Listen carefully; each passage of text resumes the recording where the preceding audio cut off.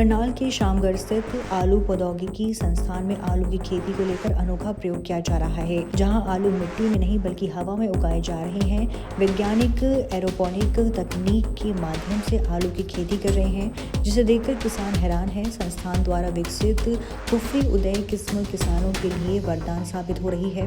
ये किस्म न केवल अधिक पैदावार देती है बल्कि पोषण से भरपूर भी है।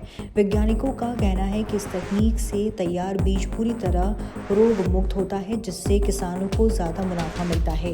संस्थान किसानों को नई किस्म का बीज उपलब्ध कराने के साथ साथ एरोपोनिक तकनीक की ट्रेनिंग भी दे रहा है, ताकि किसान खुद उच्च गुणवत्ता का बीज और पौधा तैयार कर सके। ये तकनीक किसानों की आय दोगुनी करने में सहायक साबित हो रही है और खेती के क्षेत्र में नई क्रांति ला रही है। हाँ जी, बिल्कुल। देखिए, अब तक जो है किसान खेतों में आलू लगाते थे, बिल्कुल, बट जो सबसे बड़ी समस्या हमें आजकल देखने को मिल रही है, खेतों में जो लोग आलू लगा रहे हैं उसमें अब क्या है कि खेतों में लगाने की वजह से बार बार वही क्रॉप लगाने की वजह से बहुत ही ज़्यादा पेस्ट, डिजीज, इन्फेस्टेशन जो है हमारे सॉइल में अब पाया जाने लगा है। जैसे कि स्कैब हो गया पोटैटो का, उसमें ये काफ़ी समस्या बढ़ती जा रही है। तो इन चीज़ों को जो है हमारा एरोपोनिक्स जिसे हम बोलते हैं, without the use of soil in the nutrient solution, मतलब कि भाप की तरह मिस्ट की फॉर्म में न्यूट्रिएंट्स को अप्लाई करके रूट जोन्स में, और वहां पे जो है सीड प्रोडक्शन का कार्य एरोपोनिक्स के माध्यम से हम सेंटर पे कर रहे हैं।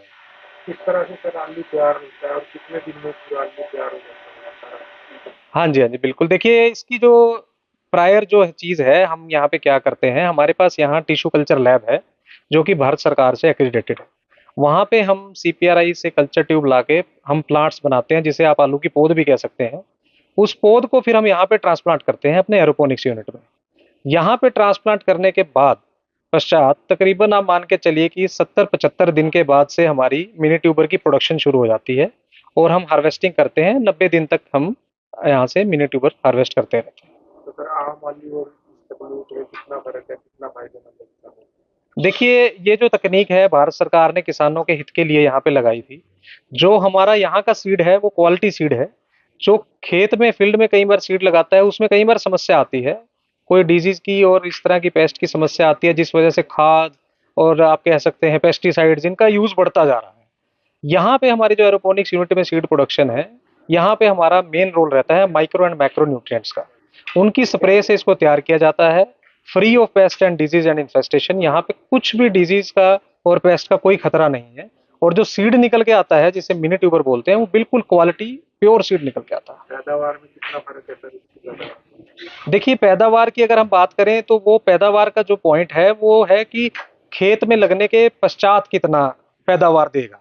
तो हमारा यहाँ का जो बीज है, जो हमारा बीज किसान लेके जाएगा, वो बाहर का कोई बीज है उससे ज्यादा पैदावार देता है। और किसान बहुत ही खुशी से यहाँ से PTC से बीज लेके जाते हैं और बहुत किसान यहाँ से फायदा उठा रहे हैं। तो सर किसान भी ये तकनीक अपना सकता है, मुनाफा कमा सकता है? बिल्कुल बिल्कुल अपना सकता है किसान। इस तकनीक को पहले सीखे, और सबसे जरूरी है सीखना।